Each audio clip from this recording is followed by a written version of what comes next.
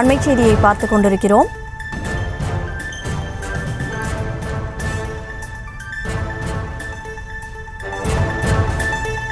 சேலம் பெரியார் பல்கலைக்கழகத்தின் ஜெகநாதன் மீது தொடுக்கப்பட்ட வழக்கின் விசாரணையானது இன்றைக்கு நடைபெற்ற நிலையில் தற்போது இது தொடர்பாக நீதிமன்றம் உத்தரவு ஒன்றை பிறப்பித்திருக்கிறது. ஜெகநாதன் மீதான வழக்கு விசாரணைக்கு விதிக்கப்பட்ட தடையானது நீக்கப்பட்டிருக்கிறது. வழக்கு தொடர்பான முழு விவரங்களோடு செய்தியாளர் மதியழகன் இணைப்பில் இருக்கிறார். மதியழகன், இந்த வழக்கு தொடர்பான முழு விவரம் என்ன?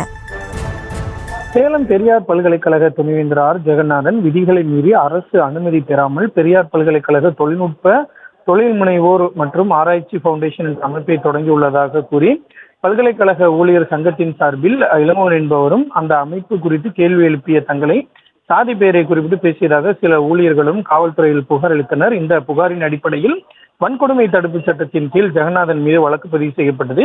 இந்த வழக்கில் கைது செய்யப்பட்ட ஜெகநாதன் பின்னர் ஜாமீனில் விடுவிக்கப்பட்டார். இந்த நிலையில் தனக்கு எதிரான வழக்கை ரத்து செய்ய கோரி ஜெகநாதன் சென்னை உயர்நீதிமன்றத்தில் மனு தாக்கல் செய்திருந்தார்.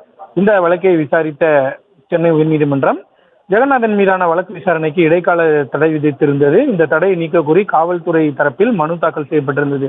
இந்த மனு நீதிபதி பி வேல்முருகன் முன்பு விசாரணைக்கு வந்த பொழுது முதல் தகவல் அறிக்கை பதிவு செய்யப்பட்ட ஆரம்ப நிலையிலேயே தடை விதிக்கப்பட்டுள்ளதாகவும் இதனால் தொடர்ந்து விசாரணை நடத்த முடியவில்லை எனவும் அரசு தரப்பில் கூடுதல் குற்றவியல் வழக்கறிஞர் ராஜ்குமார் வாதிட்டார். தொடர்ந்து விசாரணை நடத்த விதிக்கப்பட்ட தடையை நீக்க வேண்டும் என்றும் புலன் விசாரணை அனுமதிக்க வேண்டும் என்றும் அவர் கோரிக்கை விடுத்தார். இந்த வாதத்தை கேட்ட நீதிபதி பெரியார் பல்கலைக்கழக துணைவேந்தர் ஜெகநாதன் மீதான வழக்கு விசாரணைக்கு விதிக்கப்பட்ட தடையை நீக்கி அவருக்கு எதிரான வழக்கு குறித்து தொடர்ந்து விசாரணை நடத்தலாம் என்று அனுமதி அளித்து உத்தரவிட்டிருக்கிறார். மேலும் இந்த வழக்கினுடைய விசாரணையை ஜனவரி 28 ஒத்திவைத்திருக்கிறார். வழக்கு தொடர்பான விவரங்களுக்கு நன்றி மதியழகன்.